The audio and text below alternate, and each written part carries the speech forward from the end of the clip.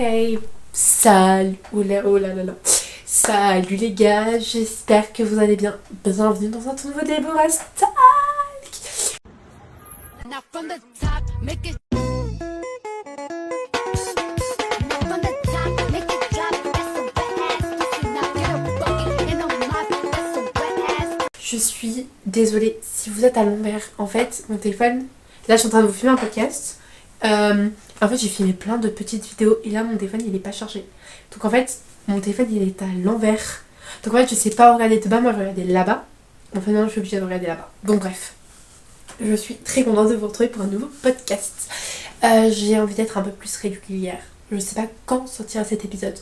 Et voilà. Donc aujourd'hui, j'avais envie de faire un sujet auquel je n'ai jamais parlé. Je pense pas. Genre même que ça soit dans mon livre auto-édité sorti sur Amazon, j'en ai jamais parlé. Et donc aujourd'hui j'avais envie de parler du stress et aussi un peu de l'anxiété. Mais attendez, je vais vous faire une intro. Alors, bienvenue dans Deborah Talk. Parce qu'aujourd'hui on va parler de stress. Et j'ai envie d'utiliser ça, ce podcast là, genre ça, vous là, comme un journal intime sonore.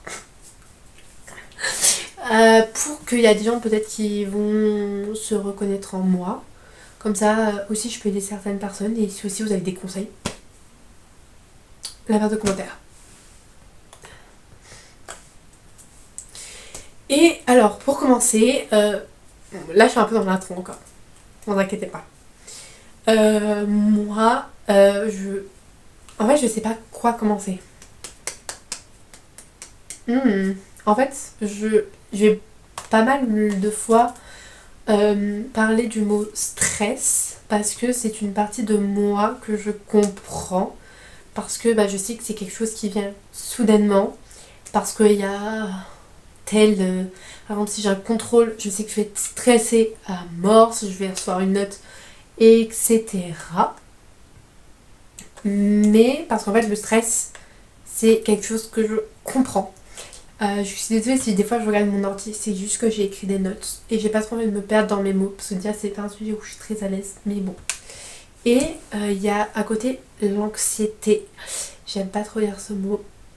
En fait, j'arrive pas à me dire que je suis quelqu'un d'anxieuse. Et j'ai envie de... Avant de commencer de parler de stress, anxiété, j'ai envie un peu que vous compreniez un peu mon état d'esprit. Je comprends que je suis anxieuse, mais je l'accepte pas.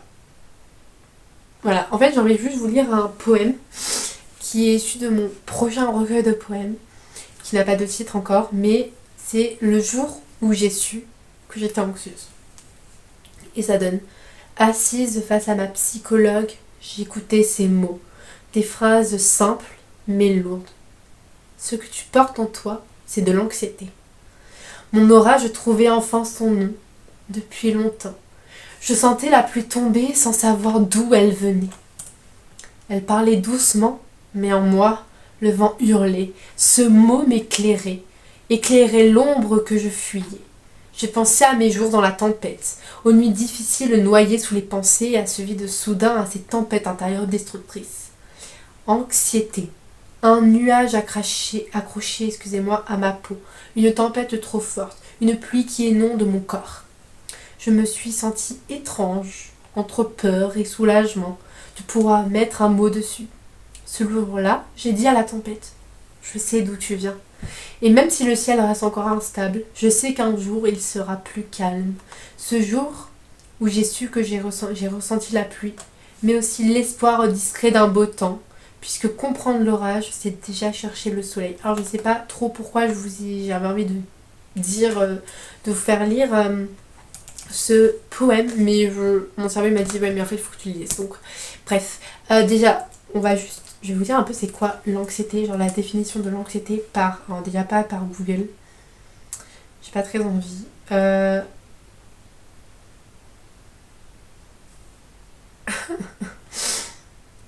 Il n'y a pas un site genre bien... Voilà, Fondation pour la recherche médicale. Je sais pas si c'est un vrai site. Mais, alors, donc... Donc, j'ai une définition. Oula. Donc, selon la Fondation de recherche médicale, les troubles anxieux donc, en fait, englobent plusieurs pathologies caractérisées par une anxiété ou une peur excessive et persistante face à certaines situations, sans pour autant que celle-ci ne représente un réel danger.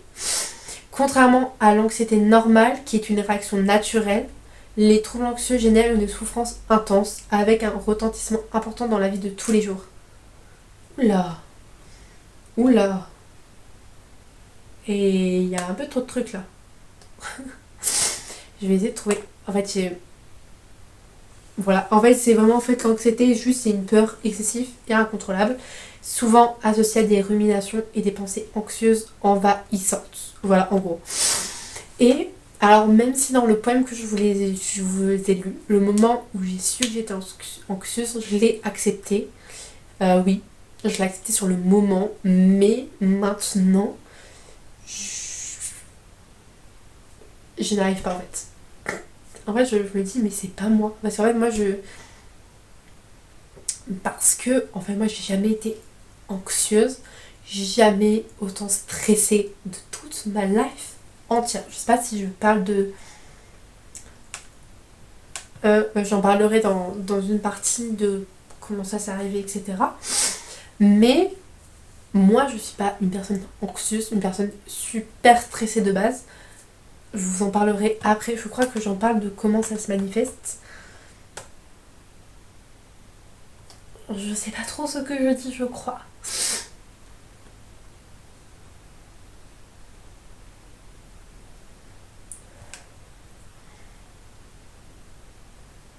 Ouais, je le dis pas forcément, mais moi, le stress, ça apparaît avec des mal de ventre, des pensées incessantes, bref, un vide, etc. Donc, bon, je pense que j'en parlerai quand même après.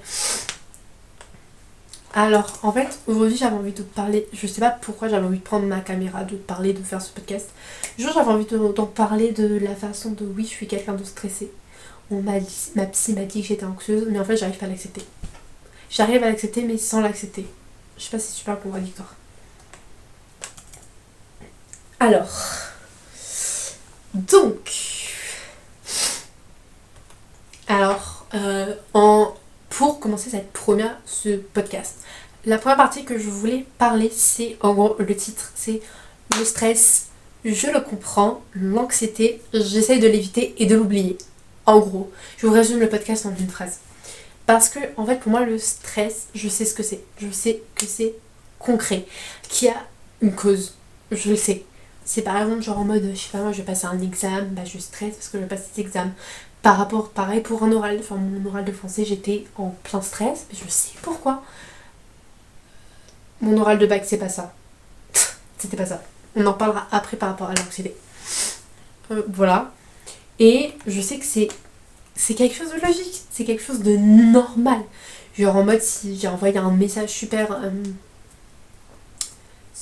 un message super important et que j'attends une réponse super importante qui peut changer ma vie ou je sais pas, je sais que je vais être stressée mais c'est quelque chose de normal. Voilà. Et le stress, je peux réussir à le contrôler. Donc par exemple, en écrivant, en lisant, en écoutant de la musique, etc. Je respire. Ces choses-là que je viens de vous dire, je respire un peu plus. J'arrive à me calmer. Voilà, mais quand je sais que par exemple j'ai un examen, je stresse l'avant, je stresse le pendant et je stresse encore un peu après, mais quand j'ai reçu la note, bah ça redescend. Je stresse moins, à part si j'enchaîne que des contrôles, mais ça c'est un autre débat. Le stress, en gros, pour être honnête avec vous, bah je l'accepte. J'accepte comme si on m'offrait une boisson, bah je l'acceptais quoi. Le stress c'est quelque chose pour moi, genre c'est comme si c'était humain. Voilà. Je suis en train de regarder mes notes parce qu'en même temps, voilà. Mais en fait, pour moi, l'anxiété, c'est totalement l'opposé. Parce que, après, je sais pas vraiment si je suis quelqu'un de vraiment anxieuse. Mais le stress, c'est quelque chose qui vient sans prévenir, que je n'arrive pas forcément à gérer. Je sais, j'ai remarqué des petits détails, hein, des mini détails. Je sais que quand je stresse, en fait, des fois, alors moi c'est genre le stress et l'anxiété je pense. Je suis pas la science infuse de mon corps, je me connais pas à 100%. je pense que je sais que quand je stresse, donc par exemple, là ça va, je suis pas trop en stress, mais je sais que si je stresse, la lecture, l'écriture, etc., bah ça va, je vais réussir. Mais l'anxiété, des fois, m'empêche de lire et d'écrire. Il y a une période là où j'étais en panne de lecture, et je sais que j'étais très anxieuse par rapport à je ne sais quoi, en fait. Souvent, en fait, l'anxiété, je sais pas pourquoi je suis anxieuse. Je crois ne pas être anxieuse. En fait, je sais pas si je suis vraiment anxieuse. Et en fait, dans ma tête, quand je stresse, ouais, tout se mélange en moi. Mais j'arrive à gérer. Mais en fait, quand je suis anxieuse, que ce soit pendant des contrôles ou n'importe X moment, genre quand j'ai un stress max. Moi, l'anxiété, c'est un stress genre big O là, tu vois. En fait, t'accumules trop de choses et en fait, bref, tu stresses de tout. Genre, tu stresses de te tromper de chemin alors que tu fais 4 fois ce chemin. Tu stresses de te tromper de train alors que tu prends 4 fois ce train par semaine. Je sais pas, des trucs comme ça. Et en fait, tout se mélange en moi et je suis littéralement en mode pilotage automatique. Si je devais dire résumé. Je sais pas vous regarder par contre, ça me stresse. Vous voyez, le mot, ça me stresse. Voilà. Et en fait, je pense que quand je suis anxieuse, je pense que l'anxiété, je peux essayer de la reconnaître quand j'ai des moments de déconnexion, de vide, où là je pense que c'est de l'anxiété, mais pas vraiment, parce que je stresse pour quelque chose, mais je sais pas vraiment pourquoi je stresse. Et en fait, quand je suis dans ces périodes-là, je me dis, mais putain, en fait, c'est pas moi ça. Mais c'est pas moi. Je pense qu'en fait, moi, j'ai toujours l'image de moi du collège qui stressait, oui, mais qui n'était jamais déconnecté vide. Et en fait, pour moi, je suis pas une personne stressée de base. Moi, je suis une personne stressée, oui, mais pas stressée, genre max comme ça. Moi, je suis stressée, genre à moitié, même pas à moitié. Avant, c'était avant. Maintenant, je suis en stress, genre chaque petit truc. Vous voyez le stress là? Il dépasse mon téléphone, genre il dépasse mon cadre. Voilà. Alors, j'en ai déjà parlé, mais j'avais envie d'en parler un tout petit peu plus en profondeur de comment je gère cette pression que j'essaie de gérer. Alors, pour être avec vous, il y a des moments où je gère, il y a des moments où je ne gère pas, et c'est ok. C'est ok, et maintenant, j'essaie d'accepter ces moments de stress, j'essaie d'accepter que je peux pas toujours réussir à gérer, donc des fois je relâche. J'essaie de me relâcher et c'est compliqué. Je vous jure, par exemple, quand on est dans des périodes de. Par exemple, l'année dernière en terminale, quand j'avais des périodes de contrôle, etc., et que je relâchais la pression, que je relâchais un peu, je travaillais moins que ce que je faisais d'habitude, ça fait mal parce qu'après tu vois les mauvaises notes qui s'accumulent et après, genre, t'es dans un cercle vicieux, genre en mode tu relâches pour essayer de mieux gérer.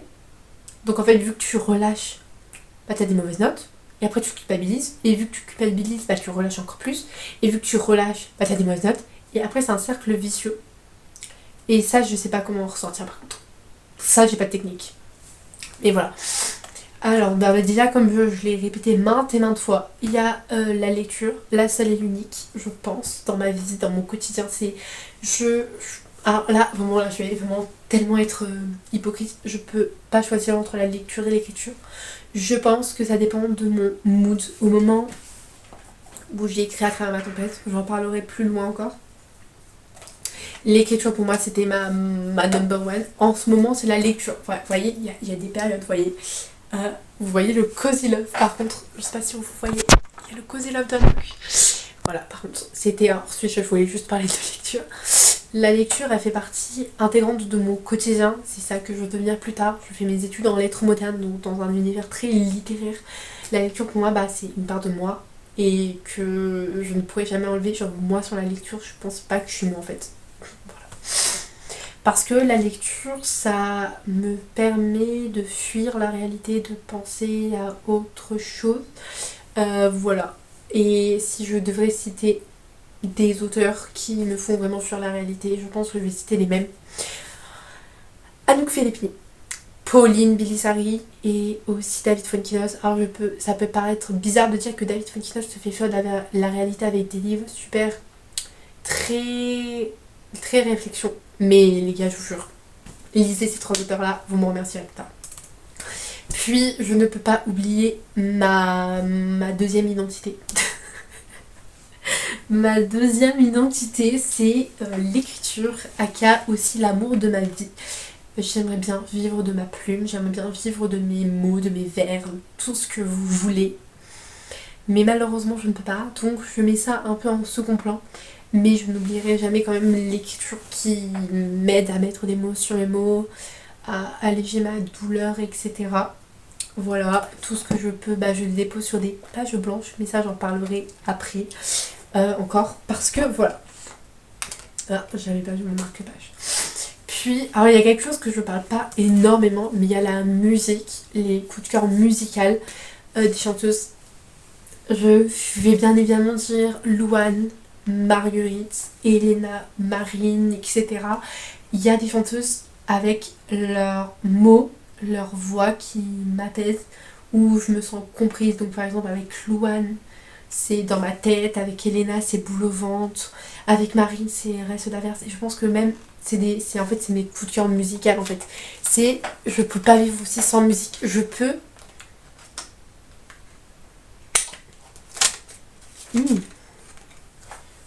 Désolée. Je pense que je peux me détacher de la musique. Je pense, mais pas. Je peux vivre, je pense, peut-être pas une journée sans musique, mais je peux vivre une journée sans musique, mais il faut que j'ai de la lecture à côté ou que j'écris toute la journée, je sais pas, un truc comme ça. Mais je peux pas aussi m'en détacher parce que ça me permet de couper un peu mes pensées. Voilà. Et en fait, c'est un peu voilà. Après, je vais être encore une fois avec vous. Hein. Par moment, toutes ces trois choses que je vous ai dit, par moment, même si je les ai, je suis submergée par le stress et c'est ok, il faut juste que je l'accepte. Alors,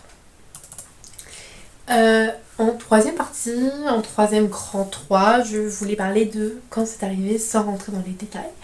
Même si je ne devais pas dire ça, parce que voilà, je pense que le stress est arrivé à un moment, le stress immense est arrivé à un moment de ma vie où j'ai commencé à chuter mentalement. J'en parle à travers ma tempête, de la fatigue émotionnelle du tout. À travers ma tempête, c'est le livre que j'ai auto-édité uniquement sur Amazon. Donc vous tapez à travers ma tempête, Déborah. Le lien normalement est dans ma bio YouTube. Et là en fait je parle un peu de tout ce qui s'est passé, voilà.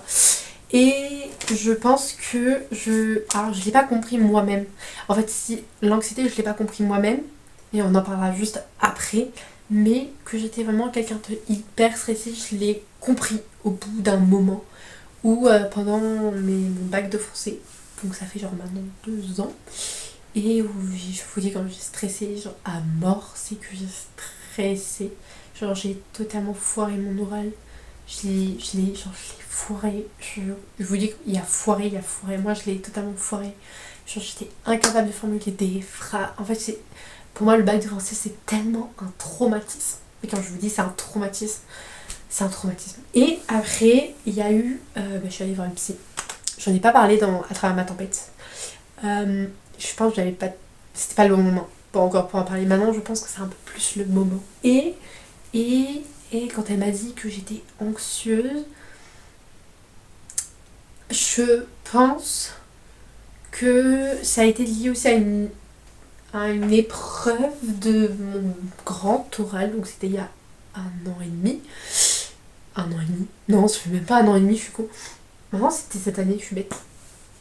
Donc il y a quelques mois, donc en juin 2025, et je pense que moi je suis stressée déjà de base pour les oraux, passer devant la classe, etc. Et je pense que l'anxiété était là. Souvent l'anxiété on la caractérise comme un stress où il n'y a pas vraiment de danger, et en fait pour mon grand oral je me suis tellement mis la pression en me disant ouais ok, déjà il y avait la pression du stress de passer bref de parler à l'oral quoi, et je pense qu'en plus de ça il y avait une peur qui était irrationnelle en me disant je vais foirer comme le bac de français, ma chérie, c'est totalement 2 épreuves différentes, no stress. Là j'ai du recul sur la situation, mais avant je chialais quoi, littéralement en fait. J'avais pas le recul sur la situation de ce grand oral qui m'a moins traumatisée que le bac de français. Et je pense que vu que j'étais traumatisée du bac de français, ça s'est répercuté sur mon grand oral, sur la façon dont je percevais le grand oral. Donc je pense que ça c'est un peu de l'anxiété, mais je ne suis pas sûre. Alors là, voilà, j'ai vraiment pas suivi mes notes, là je suis allée en full feeling. Et donc, là j'avais envie juste de parler de par rapport à essayer d'apprendre à vivre avec. Je savais tellement court cette partie. Juste j'essaie d'apprendre de vivre avec, j'essaie de me dire que c'est ok, que c'est normal, j'essaie d'accepter, j'essaie de relativiser. Des fois j'essaie de me mettre des pauses, des petites pauses, genre je me dis stopping my girls. Là tu te mets en pause, tu te déconnectes et tu recharges tes batteries. Voilà. Parce que voilà, pour moi ouais voilà. Et je vais conclure. Je sais pas trop où ça va donner cet épisode de podcast, mais j'espère qu'il va aider certains. Et juste pour vous dire, donc je pense que le stress et l'anxiété font partie de moi, font partie de, pas forcément de mon identité. Je pense qu'on peut guérir de l'anxiété et en fait j'arrive pas à me dire que je suis une personne anxieuse. Je pense que c'est ça mon problème. Et que avant, en fait, là c'est pas trop une conclusion, mais avant, je sais pas quand j'ai eu le déclic, avant j'essayais de tout lutter, d'essayer d'éliminer le stress, d'essayer de l'oublier et je pense que j'ai eu un déclic et maintenant j'essaye de juste m'écouter, écouter mon corps, écouter mon cœur, écouter ma tête et accepter parce que voilà. Donc voilà. Ça que tout comme. J'espère que cet épisode de podcast un peu brouillon, un peu je ne sais pas de quoi j'ai envie de parler, vous a plu. On se retrouve très bientôt pour un nouvel épisode de podcast ou un épisode ou une vidéo le mercredi, je sais pas trop encore. Et je vous fais plein de gros bisous et bisous, prenez soin de vous surtout.